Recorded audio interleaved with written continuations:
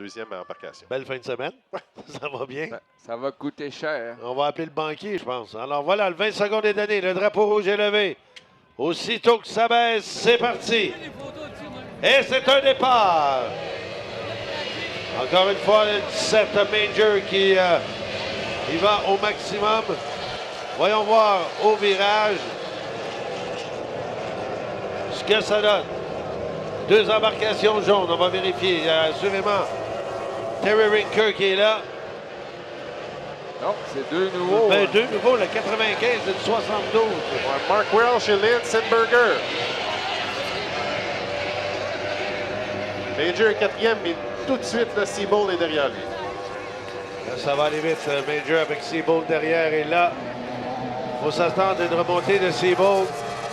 Remarque que Major ne s'en laisse pas imposer. Et là, c'est Simberger qui est allé devant. Là, ça va se bousculer dans le virage, assurément.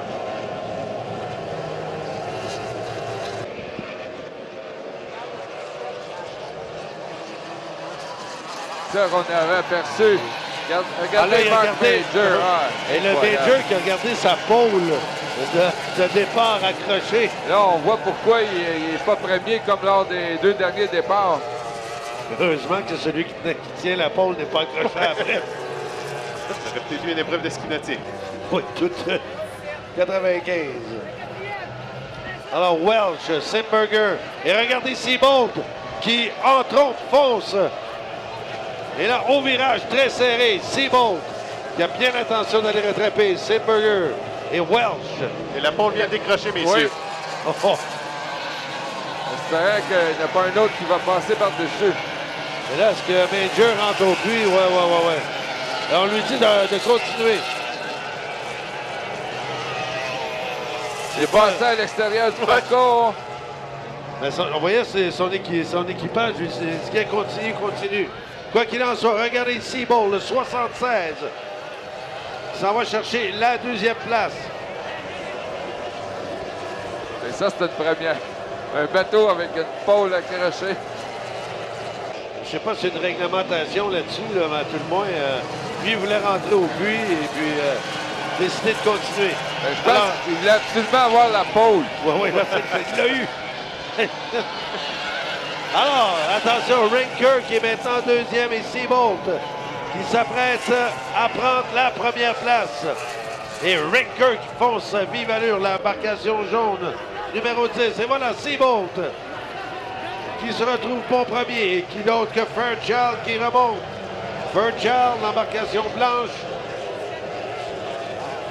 qui remonte de belle façon. Voilà l'embarcation rouge et noir. Le NGK Seabold est premier.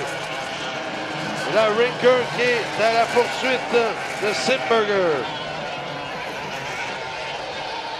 Et en quatrième, on retrouve Fairchild. Voilà Rinker qui dépasse Simberger.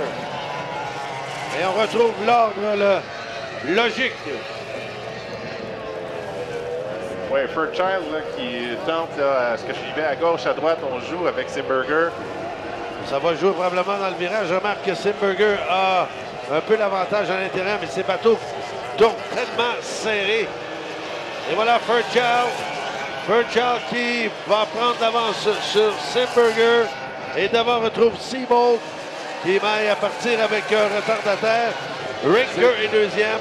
Oh, oui, Michel, c'est une retardataire. C'est la seule pilote féminine. Canadienne. Oui, ontarienne. Tammy Wolf. Et là, voilà, c'est fait pour Rinker. Alors, est-ce qu'on a une lutte entre Rinker et Seabold? Et l'embarcation de Seabold aujourd'hui démontre beaucoup, mais beaucoup de puissance. Alors, Fairchild qui va lui se retrouver troisième dans l'ordre. Nous avons Seabold, Rinker, Fairchild.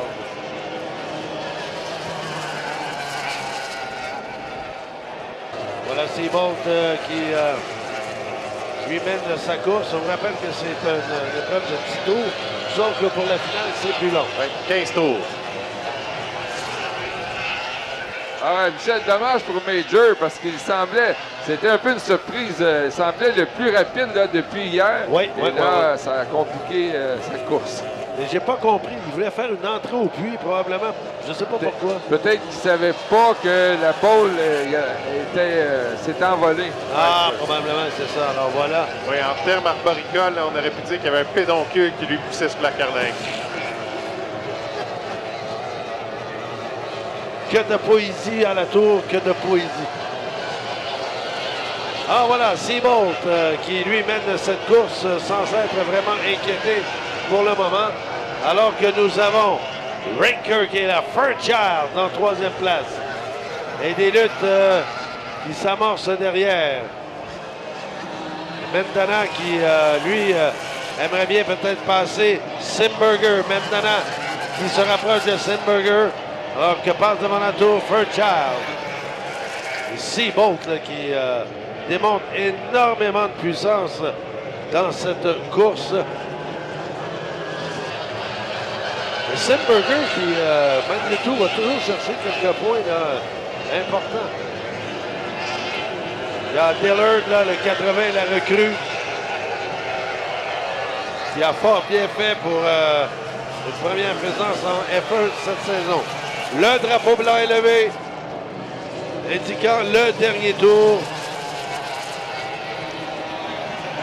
Et là, c'est Bolt qui dépasse à peu près tout le monde d'un tour. Hein. Et voilà le NGK de M. Seabolt.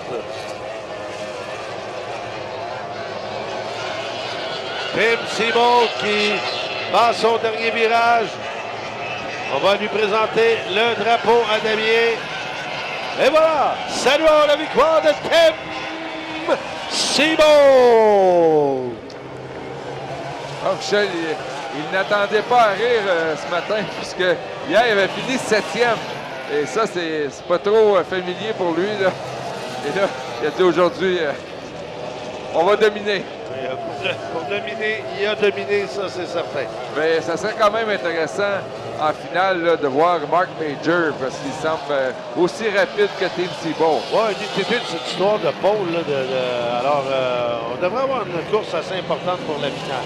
Quoi qu'il en soit, on va faire une pause musicale. On vous revient avec la 3e qualif des Hydros 350.